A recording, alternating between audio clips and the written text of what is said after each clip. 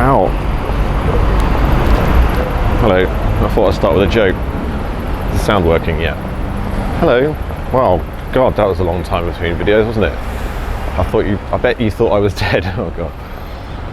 And I am. Well, I'm not actually. I'm just slowly getting towards aging. You know, I'm now going to start aging live on camera, just to let you know. I thought, since we're having a heat wave in February, I'd make a video. Go figure. And it's about Brexit. It's everyone's favourite topic, you know. Because you've got, at the moment, all of these temporary news studios, which actually, when you look like behind the scenes, it's just basically like a crappy little shed made out of tarpaulin. And it's got all these like European flags around it. You'll notice actually, if you ever watch news coverage taken from here, they kind of give you the impression that there are like European flags everywhere, but it's literally just within the field of view of the cameras, because you know these people are shallow media monkeys. You know, yeah, you can really see the wrinkles now. I wanted to show you something funny as well. They've got all of these like, you know, better together, la la la, Brexit, is it worth it? We already have the best deal, lol. And it's funny, isn't it? Look, what a terrible name. Look, Sodom Action, as in sodomy. I mean, there is your real truth about the European Union. Know what I mean? And it's a bit like being in limbo land, really, isn't it? It's like, what, 1 month to go before it's actually supposed to happen, and nobody really knows whether it's going to happen or not. It is a little bit like being in limbo. And it's a bit like Big Ben, actually. There you go. Now, I could have sworn they promised that this would be finished by, what was it, New Year's Eve? It's supposed to be finished by New Year's Eve. Not finished at all. Not even any hint that possibly it might be finished soon. And it's like, is it ever going to be finished? Does anyone expect that something that the government says is actually going to happen at all? I don't know. There's the other lot. Brexit is not hard, soft or scrambled. What? Clean Brexit rules okay.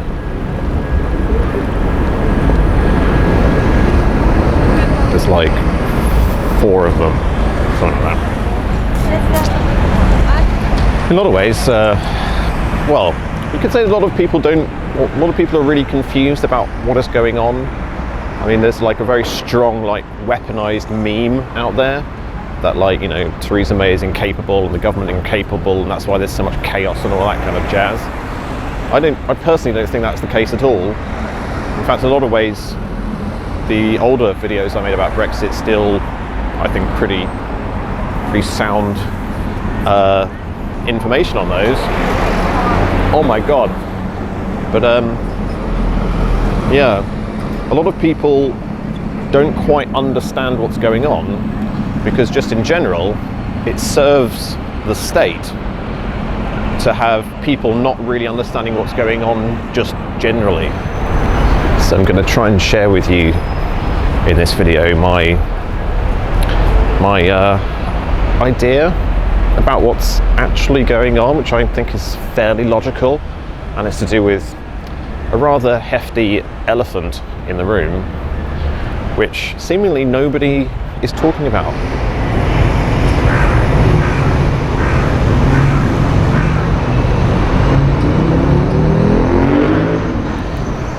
It's quite tricky for a lot of people to really understand what's going on, I think, because people actually don't know, like, the real history of this island. You know, once you've wrapped your head around certain ideas, I think this whole Brexit thing becomes really, really easy to understand. And yeah, it is to do with, there's always been a sort of a tactic of confusion to keep the public at bay. You may not realise this, but since the day you were born, there was injected a weaponized meme into your head, which is a flagrant lie and a sort of shield for those who actually have power. And to really start to explain this, I'm just going to nip up the road to Her Majesty's townhouse.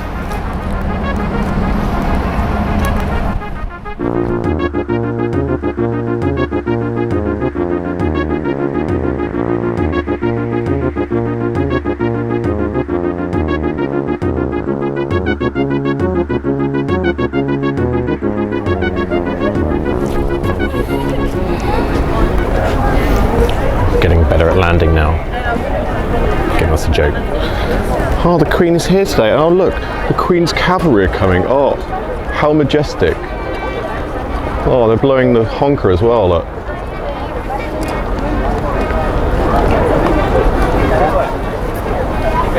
The kids will be happy because it like reinforces all of the potent illusions that they shove down their throats every day.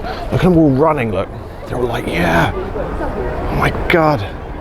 Something majestic, something that reminds us that a lot of people are much, much better than us scummy citizens. Oh yes. It's the horn that does it. It's the honking. Anyway, yeah, when you were young, they most probably, like they do with most children, just shove all this royal crap straight down your throat. I mean, in my experience, they tell children that, you know, the Queen loves them very much, and the Queen is a very benevolent and moral person, and she certainly doesn't, you know, invest a lot of money into like things that have terrible human rights records and basically just milk the natural world for the benefit of her wealth of her own family or anything. She wouldn't do something like that because she's a perfect moral individual. But the meme I'm really talking about is a meme called Eternity, because they do say, don't they, that, you know, the Queen is the Queen, and then one day she'll pass away. I mean, unless they make her like cybernetic or something, and she rules from inside a jar with maybe like the crown on the top. But they say that, you know, she'll die. That's her duty, to just die, and then Prince Charles will become the king, and then after that Prince William will become the king, and then after that Prince George will become the king. And they sort of sow this thing into your mind that, you know, that they have the legal and the perfect right to basically sort of be there forever, sort of like in the sort of eternal nepotism, where they just like replace themselves with a member of their own family. But it's not really true, is it? But I mean, at any point in this country we could have a referendum on whether or not the royal family are really relevant nowadays, or whether or not, as I believe, they are an anachronism and basically should be abolished. And they could just disappear. It could be the case that the Queen dies and Prince Charles is so unpopular still that people are like, hell no, we're not having him in charge. And that weaponized meme that they sow into the children's heads is actually a shield for some other entity that does actually have, you could say, a right to be here forever. And that's the elephant in the room, as I see it, in terms of Brexit. And that elephant is, of course, not really an elephant, but an ancient animal. It's the dragon of the City of London. Oh, what's this? A royal carriage? No, it's an American carriage, look. Wells Fargo and Company, an American bank in the City of London. They do say that with Brexit, that certain types of banks won't really do very well here anymore, so they're going to move away. Other types of banks they'll end up doing better here. So they're forming more of a presence in the City of London, like Wells Fargo, with this brand new headquarters that they've built. And if you ever look them up on Wikipedia, they have, let's just say, quite a long list of like crimes and fraud and embezzlement and all sorts of things, which just means that they'll fit in very, very well. Oh, and before I forget, we are number 33, London Bridge. I'm sure that's just a coincidence.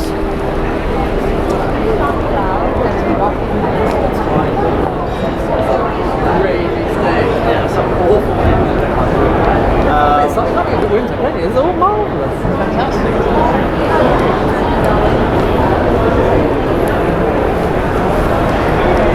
So let's get to the crux of the matter. What do I mean by the elephant in the Brexit living room? Well, I'm talking about the privileges of the City of London. I'm sure in a video back in the day I probably mentioned this, but I'll mention it again. There's an old agreement that basically formed like the early English constitution, called Magna Carta. And Magna Carta, signed in 1215 by King John, is basically mostly not in force anymore. There are various bits of it that were dissolved and moved out of the way.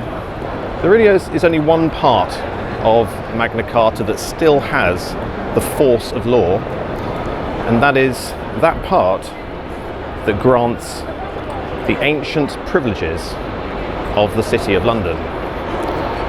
And the ancient privileges of the City of London is the privilege to remain separate from everything else. I've always thought it's one of the reasons that we never went into the euro, we stayed with the pound. And you may have noticed that, you know, Britain's quite a small country really. Yes, we have quite a large economy, it said. Most of that comes from the City of London. And the pound really is an anomaly.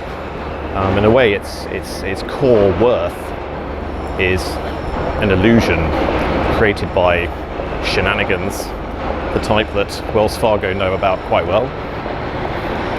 I seem to be walking towards like a massive pneumatic drill right now.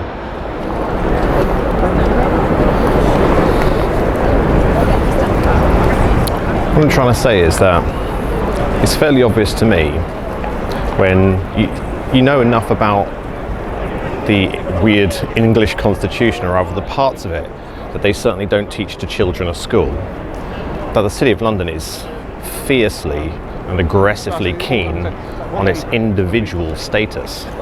It doesn't really want to be part of a club. What it would like to do is just sit there on its own, milking everybody else. And it kind of escapes your attention that fairly recently really it's really just come out in the open that the European Union has a philosophy to become a super state and to have their own army and all of that. You can only imagine that all the different parts of the European Union would have been told all of that far in advance, and they possibly would have been asked for, you know, much closer integration.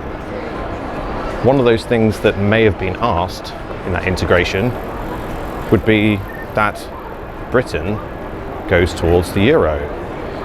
And in the European Union, with their want of staying alive financially, they may have been interested in the City of London starting to use the euro as its main currency so that Europe could find a lifeline in terms of their financial stability. I was talking earlier on about the dank meme, or the weaponized meme of you know, the royal family being irremovable, basically, which I don't think is true. But it serves to have it in people's heads, because that is actually a principle over a certain group of people, and that's the City of London. The City of London is the thing that is irremovable, imperturbable, and undemocratic. And there, whether we like it or not, by ancient right and ancient privilege. you really think that?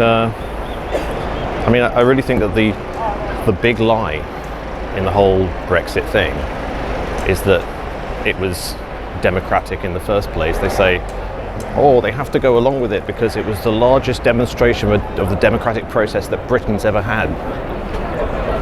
And I think that's a big lie. I really don't think Brexit has ever been a people's movement, a democratic exercise to protect the sovereignty of the people of Britain.